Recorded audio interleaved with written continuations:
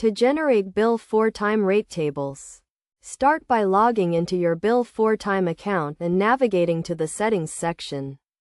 In the Settings menu, select the Rates option to access the rate table configuration page. Here, you can create new rate tables or edit existing ones by clicking on the Add New Rate Table button, or the edit icon next to the rate table you want to modify.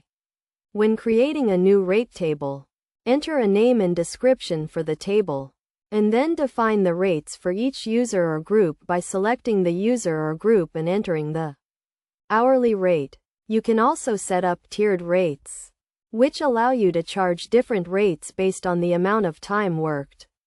For example, you can charge a higher rate for the first 10 hours worked and a lower rate for any additional hours. To add a tier, click on the Add Tier button and enter the rate and the number of hours the rate applies to.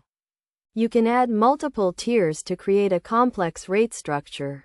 Once you have set up your rate table, you can assign it to specific clients or projects by going to the Client or Project Settings page and selecting the rate table from the drop-down menu.